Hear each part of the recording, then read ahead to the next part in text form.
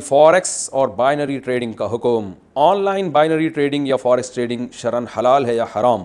عبد الرحیم صاحب 4 صدہ سے پوچھتے ہیں. دیکھیے, آن لائن ٹریڈنگ میں ایک اصول یاد رکھیں کہ سونے اور چاندی اور کرنسی کی جو خرید و فروخت ہے, اس کے لیے ضروری ہے کہ پہلی بات تو یہ کہ قبضے کے بغیر آگے آپ کوئی بھی چیز نہیں بیچ سکتے سوائے زمینوں کے, پلاٹوں کے. وہ ملکیت میں آ جانا کافی ہے, قبضہ اس پہ ضروری نہیں ہے. لیکن جو یعنی منقولی اشیاء ہیں, ایک ایسی اشیاء جو اس کو ایک جگہ سے دوسری جگہ منتقل کیا جا سکتا ہے, پلاٹ کو تو نہیں کیا جا سکتا نا. تو جتنی بھی اشیاء جو ایک جگہ سے دوسری جگہ ٹرانسفر ہو سکتی ہیں, تو ان کے بارے میں صحیح حدیث موجود ہے, صحیح حدیث اور صریح حدیث موجود ہے کہ جب تک ان چیزوں پہ قبضہ نہیں ہو جاتا, فزیکلی آپ کا قبضہ یا آپ کے وکیل کا قبضہ نہیں ہو جاتا, آپ اس کو آگے فروخت نہیں کر سکتے. تو انٹرنیٹ پر سونے اور چاندی کی اور جو ڈالر وغیرہ کی یا کرنسی کی جو خرید و فروخت ہو رہی ہے, اس میں قبضہ بالکل بھی نہیں ہوتا.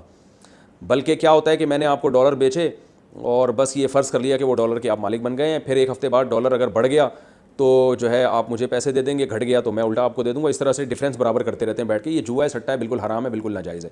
تو گولڈ کی بے میں بھی, گولڈ کی خرید و فروخت میں بھی یہی ہے کہ گولڈ کی خرید و فروخت میں بھی یہی مسئلہ ہے کہ جب تک آپ کا قبضہ نہیں ہو جاتا آپ اس کو آگے فروخت نہیں کر سکتے. تو فارکس ٹریڈنگ میں یہی ہو رہا ہے کہ گولڈ اور یہ سب چیزیں جو ہے قبضے کے بغیر ہی آگے بیچی جا رہی ہیں, جو بالکل حرام اور بالکل ناجائز ہے. اچھا, اس میں گولڈ, کرنسی اور جو چاندی ہے اس کے علاوہ چیزوں میں بھی بہت زیادہ ٹریڈنگ ہو رہی ہے, قبضے کے بغیر بیچ رہے ہیں. جیسے دراز.pk میں اور بہت ساری ویب سائٹس بنی ہوئی ہیں, OLX میں ہوتا ہے, آپ نے دیکھا. تو اس میں یہ بات یاد رکھیں, اس میں بھی اگر آپ, جیسے میں ایک ویب سائٹ کھولتا ہوں اور میں فار ایگزامپل موبائل بیچتا ہوں, میں آپ کو بتاتا ہوں بھئی ایک ایپل کا موبائل ہے, میں نے آپ کو اتنے روپے کا بیچا, آپ نے, حالانکہ وہ میں نے ابھی خریدا ہی نہیں ہے, میرے پاس نہیں ہے, لیکن میں نے آگے کسی دکان والے سے بات کی ہوئی ہے. تو یہ بے بھی حرام ہے, ناجائز ہے, کیونکہ میں جب تک میں نے, میرا قبضہ نہیں ہوا اور میں نے اپنی ملکیت میں داخل کر کے باقاعدہ فزیکلی قبضہ نہیں لیا, اس نے مجھے ہینڈ اوور نہیں کیا, تو میں آپ کو بیچ نہیں سکتا. تو یہ بھی ناجائز ہے. اس کو جائز کرنے کا طریقہ یہ ہے کہ آپ کسٹمر کو بیچیں نہیں, بلکہ اسے بکنگ کر لیں کہ بھائی یہ موبائل ہے, یہ میں اتنے کا دوں گا آپ کو. آپ نے کہا ٹھیک ہے میں اتنے کا لوں گا. یہ نہیں کہ میں نے اتنے کا آپ سے یہ موبائل لے لیا, بھائی میں آپ سے یہ موبائل اتنے کا لوں گا, تو میں کہتا ہوں ٹھیک ہے میں آپ کو کہیں سے بھی لا کے دے دوں گا, یا یہ بتانے کی ضرورت بھی نہیں, کہیں سے بھی لا کے دے دوں گا, بس یہ موبائل میں آپ کو اتنے کا دوں گا. یعنی سودا نہیں ہو رہا, سودے کی بکنگ ہو رہی ہے, بیچا نہیں جا رہا, بیچنے کا وعدہ کیا جا رہا ہے کہ میں آپ کو اتنے کا دے دوں گا. تو یہ پھر جائز ہے. پھر آپ نے مجھ سے ایک چیز خریدی کہ بھئی یہ موبائل ہم نے آپ سے 1 لاکھ کا خریدا, یعنی ہم آپ سے 1 لاکھ کا خرید رہے ہیں, خریدا نہیں بلکہ خرید رہے ہیں, آپ ہمیں کہیں سے لا کے دے دیں.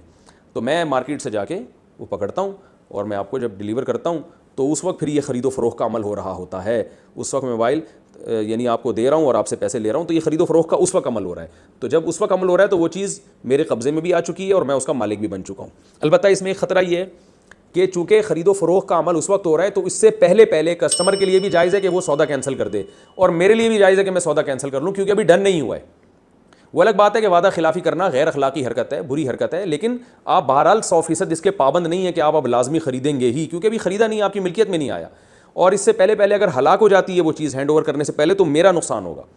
تو یہ ایک صورت ہے. اور دوسری بات یہ کہ اب میں نے تو چونکہ دکاندار سے خرید لی تھی یہ چیز, لہذا اب دکاندار کو میں اگر جا کے کہوں یار وہ کسٹمر تو مجھ سے لے نہیں رہا, تو دکاندار کو اس بات کا رائٹ ہے کہ وہ کیا آپ تو مجھ سے خرید چکے ہیں, تو میری بلا سے اب وہ آگے لے یا نہ لے, مجھے میرے پیسے چاہیے. دکاندار کو بھی اس کا حق حاصل ہے.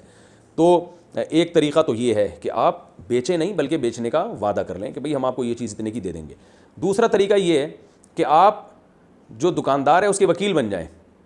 آپ دکاندار سے کہیں تمہارا ایپل کا موبائل یا جو بھی تمہارے پاس اینڈرائڈ موبائل ہے, تم ایسا کرو کہ وہ موبائل جو ہے نا, میں میری ویب سائٹ ہے, میں تمہارا مال بکواتا ہوں, تو تمہاری طرف سے کوئی وکیل بن کے بکواتا ہوں, تو پھر یہ بغیر قبضے کے بھی جائز ہوگا. پھر آپ اس کے نمائندے ہوں گے, یعنی شاپ کیپر کی طرف سے آپ نمائندے ہوں گے, اور آپ دونوں یعنی اس کا مال اس کو بکوانے کا اپنے ایک درمیان میں کمیشن رکھ لیں کہ بھئی یہ تمہارا موبائل اگر 1 لاکھ کا بکتا ہے تو اس میں میرا کمیشن اتنا ہوگا, 1 لاکھ سے زیادہ کا بکتا ہے تو میرا کمیشن اتنے % ہوگا. یہ بھی ٹھیک ہے کہ بھئی جتنے کا بھی بکے گا تو 1 لاکھ تمہارے ہوں گے, اس سے اوپر جتنے کا بکا وہ میرے ہوں گے. یہ مکروہ ہے, ناپسندیدہ اس طریقے سے کمیشن لینا, لیکن بہرحال گنجائش اس کی بھی ہے.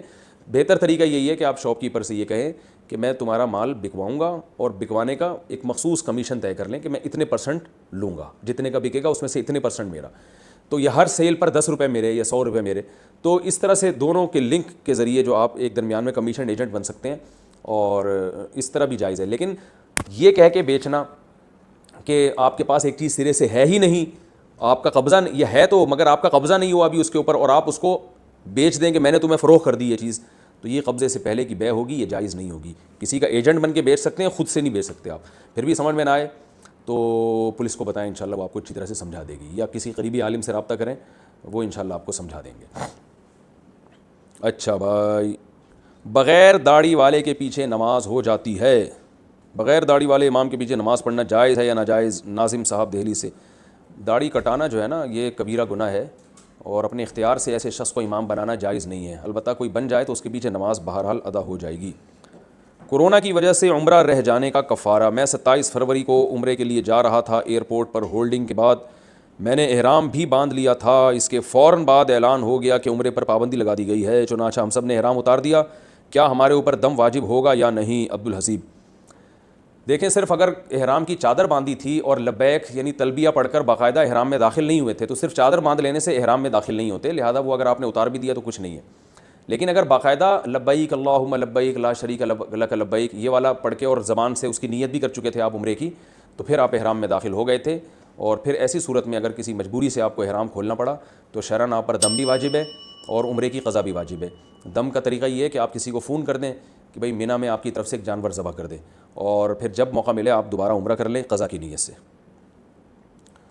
شیخ عبد القادر جیلانی کو غوث اعظم کہہ سکتے ہیں کیا؟ شیخ عبد القادر جیلانی رحمہ اللہ کو غوث اعظم کہنا درست ہے؟ کیا یہ بات درست ہے کہ وہ مردے کو زندہ کر دیتے تھے؟ محمد اویس انڈیا سے. میرے علم میں کوئی ایسی روایت نہیں ہے کہ مردے کو زندہ کر دیتے تھے, کوئی مستند روایت نہیں ہے. باقی یہ کہ غوث اعظم کہنا, اس کا صحیح مطلب بھی نکل سکتا ہے, غلط مطلب بھی نکل سکتا ہے.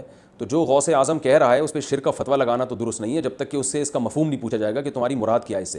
لیکن اتنی بات ہے کہ اس زمانے میں جب ان کو لوگ ان سے مددیں بھی مانگ رہے ہیں, حاجتیں بھی مانگ رہے ہیں اور شرک بھی کر رہے ہیں, تو ایسا لفظ استعمال کرنا جس سے شرک کی تائید ہوتی ہو وہ بہرحال جائز نہیں ہوگا.